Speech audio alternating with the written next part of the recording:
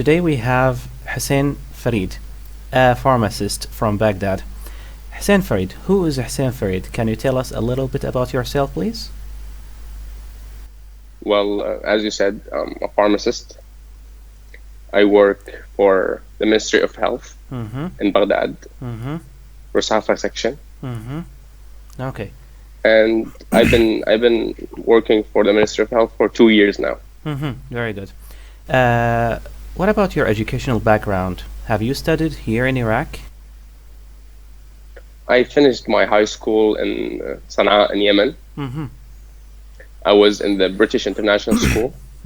Very good. My whole curriculum was in English. And once I finished high school, I came back to Iraq to enroll in Baghdad University, College of Pharmacy. So you completed your college here, not there? Yes. Okay. No, I completed my college here. A lot of people or students consider completing their education, higher education abroad, outside the country, for many reasons. So why haven't you done that? And would you do it if you had the chance? Well, I really wanted to back then. And when I finished high school, I actually wanted to go for other schools other than pharmacy school. But it actually needs a lot of financial support. Nothing comes for free. Even if you get a full scholarship from a university, wherever. Because there are universities in the world that actually offer full scholarships if you're actually really good. Yeah. But still, you need money to support yourself over there. Yes. And that wasn't really available. So it was a financial issue, right? It was a financial issue, but I really encourage anybody to actually go study abroad. Yeah, why? Because living here, even if you're actually studying medical field, it's not really so much of a big deal that you're gonna get hired for the Ministry of Health. So it's bigger than this, you mean? I mean, if we're going to talk about all graduates. Yeah. We're going to talk about all graduates. An Iraqi student, an Iraqi graduate, is really going through hell. Why is that? Because there is nothing to do after they graduate. There's no jobs. There's no opportunities. So most of my friends are unemployed. Yeah. With this, we come to medical field in general. When we finish school, and still when students finish school, they want medical college, pharmacy, dentistry, medicine. Most, not because they actually love the major. And I'm actually one of them. Yeah. I never went to pharmacy because I love pharmacy. I went to pharmacy because it has a good future. So it wasn't your number one on the list? It wasn't even on my list. So what was on the list? Aviation. Astrology. So, but you chose something wise, I think. I chose the statistical, the one with the statistical advantage, the safe choice. Yeah, and I think the best so far in Iraq, right? Alhamdulillah. Yeah. Nevertheless, you don't prosper with your dreams. But a lot of people, especially academic ones, say that now we have too many pharmacists, too many dentists, too many doctors, and then. I agree. So what is the solution? We have a problem. There is. Not all of them are going to be hired, right? Well, it's gonna. This point is coming very soon. So. And there will be a breaking point. Yeah. The breaking point is very soon. I don't wish for it to happen, but it's gonna happen. Yeah. Because there is a certain capacity, of course, for every country to actually take in any number of pharmacists or dentists. So you said that you work for the public sector for 2 years now, right? I do. What about the private sector? What do you think of it in Iraq? Depends. The private sector actually in Iraq is the better choice and the best choice for most graduates, whether they're medical field or not, because even though it's very unpredictable and you don't actually, like you can never guarantee if you're actually employed in a company, you can never guarantee your position for life. And it's not an income that you can count on forever. So one day you may be fired. But there are some people who are actually, they go and they open their own business. I don't advise that at the first years of graduation, even if you have the financial status to go for it. Why is that? You need to actually learn. You need to learn by being hired somewhere. You need to be a learner and then to be a leader, like? Exactly. You need to learn how to function a business. You need to work in a small business better than a big business. You shouldn't be in a big network in which you're just an ant or a soldier. That wouldn't make a difference. You should need to be working for a small network in which your input can make a difference. This will teach you how to make your own business one day. It can teach you how to evaluate your business. As for the private sector, when people, especially fresh graduates, apply for a job, they are asked for or about experience. They want 2 years experience, 3 years experience, and so on. And I think companies, maybe they are right, because they don't want someone that makes troubles in the company and lose, the high level, or let's say quality of the company. So well, they don't want to waste time with someone who wouldn't give an effort that would actually be lucrative. But what about training them? Well, this is what I was going for. You need to actually work for free for a while. You need to actually learn, because when you work somewhere in which you're learning, even if you're actually making any money, you're still making something. You're still making money in terms of experience. So you need to work as an intern in a company, in a shop, anywhere in which you can actually get the experience. So you think experience is more important than money?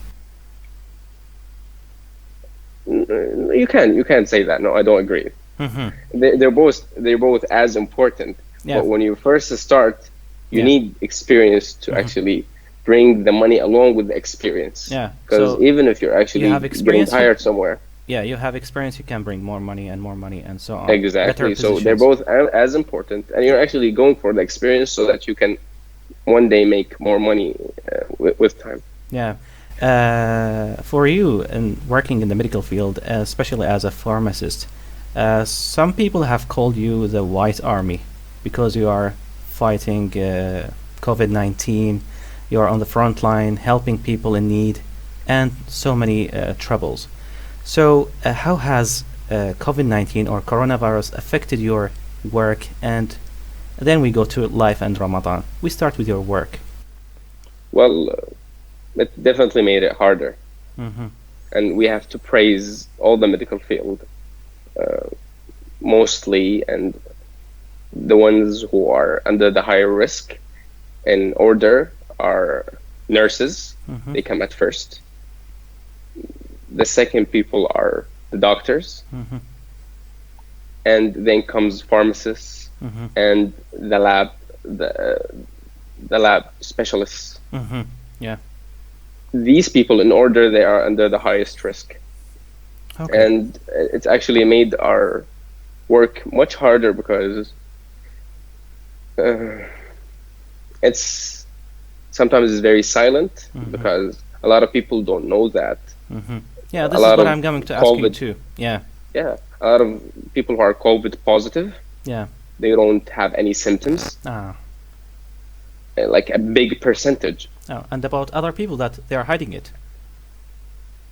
Well, this is another issue. Because I think they believe that as they see it as being shameful. Nevertheless, it's just as if you got the flu. It is. I think the symptoms are similar, but the result is different. it's even the pathogenesis or the method of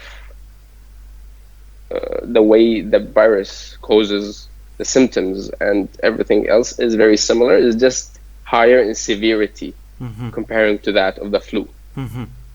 Okay. But the issue in hand is not the severity of the virus as much as it is the transmissibility or the transmission ability of the virus. So do you think that COVID-19 now in Iraq is under control so far? So far, it is. We're doing a great job for Iraq. We're doing a great job. So the curfew is working now, you think?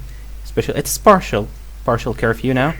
A partial curfew is not a solution, but it's still a full curfew, as important as it is. And you can't just keep people locked this in is a full curfew for a very, very long. It's so a partial curfew is a solution which is good enough. I'm not really. I can't. No one actually, not me, not anybody, can tell you an exact solution.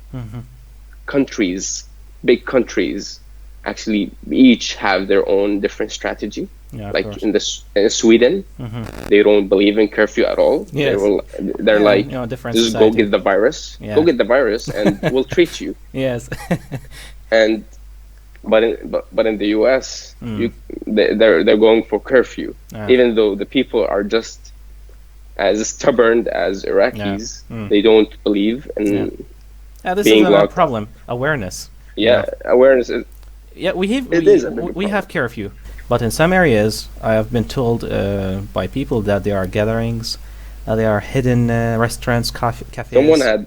Someone did a birthday party and he invited 90 people. Even if there isn't COVID-19, you wouldn't invite 90 people for yes, I will never for a birthday. You can't. Actually, I never celebrate my birthday. Well, we do but with a capacity of 5 people, like a family member's capacity. Not 90. Okay. So personally, have you witnessed or seen or come close to a person who's infected with COVID-19, or maybe heard about someone? Let's say, what have you heard? Well, as long as we're going and attending hospitals, you can't not have heard or came across someone who might had or who got COVID-19. But there are now some suggested medicines. They are used by countries. I don't actually remember their terms or medical terms, but they are used. Sometimes helpful, other times not working. Some countries use plasma or something like this to heal or cure, the infected ones. So do you think that we are doing these here in Iraq, or are we just keeping them and waiting whether they survive or die? They're actually in Ibn al-Khatib hospital, for example, which is the center of COVID-19 in Baghdad. It's one of the centers. There's also Furat Hospital and others. But one of the main centers is Ibn al-Khatib, and they're actually using a very good regimen for the treatment that includes hydroxychloroquine and Tamiflu, as long as very great supportive therapy. Nevertheless, these medications, they don't actually kill the virus. So they decrease its pathogenesis to a certain extent. So what do you mean? Can you explain it in a simple language? I'm sorry, because this is medical. When you think about taking a medication for this virus, you think that it might kill it, but it does not. So the virus has a period of infectivity of around 2 to 4 weeks. Then, okay. In this period, it has been noticed that if the case is very critical, no medication will actually help. So it's late. Especially people who are old aged and have accompanying diseases. Yeah. It wouldn't do much difference. And in the other section of patients who have no symptoms, they don't actually need it, by the way. They don't need it. And it has been noted that these people, their hospitalization period increase if you give this medication. So the people who are healthy, young, and they don't experience any symptoms or mild symptoms, these people will already recover on just the most important thing is being quarantined, so not to transmit it to someone else, since they're mostly silent carriers, and to keep them with supportive therapy, fluids, and oxygen, maybe I think other sometimes. Well, oxygen, cases. Yeah. Now, these medications that we just mentioned are very helpful in a section or a portion of patients who are not either very critical nor having mild symptoms, let's say moderate symptoms. They would be very helpful to decrease the severity of the infection and let them have this 2 or 3 weeks of the infection with the least infectivity. So talking about this, negative effectivity or result of COVID-19, if a person recovers from COVID-19, which many people are recovering now, some people say, or doctors say, that some negative effects or side effects, let's say, stay with the patient even after recovering from COVID-19. Is it correct? Well, this is very much for a doctor to give an opinion about this. I can give an opinion, but a definitive answer would be provided by a doctor, which is much better. Okay. It's his field of knowledge. Okay, good. So we have been talking about Hussein Farid as a pharmacist.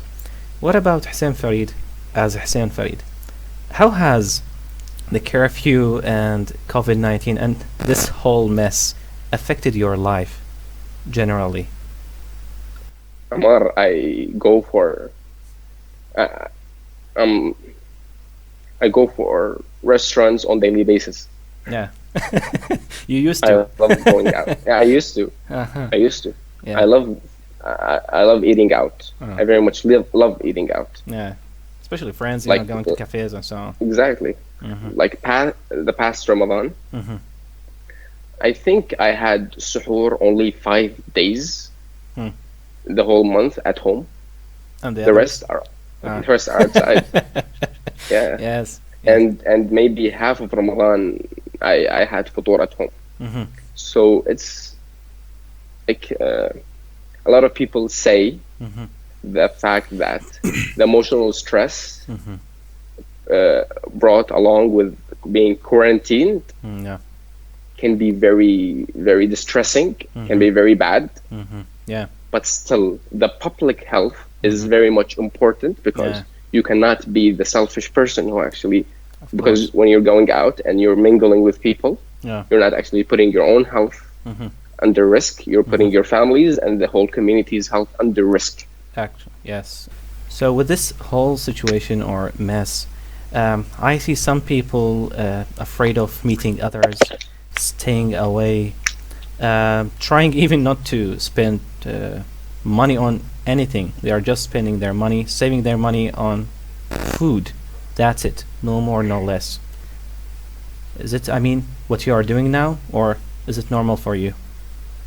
Well, about the first part you mentioned. Yeah, I mean, staying away from people, feeling that even people cannot or trying not to be close to you because of, I mean, COVID-19. Which is correct. It's correct. It's what you should do. But the part about not spending money is not something that I can. It's another thing which I cannot give an opinion about.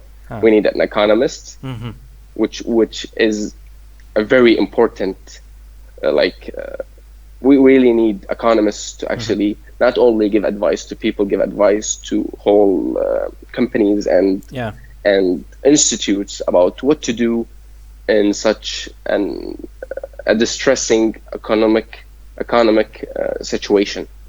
So, what will Hussein Farid, again, not the pharmacist, what will Hussein Farid say about this whole situation? Will it come to an end? I always tell my family and friends that I think it will end after Eid. Do you agree with me or not, and why? You can't put a date on it.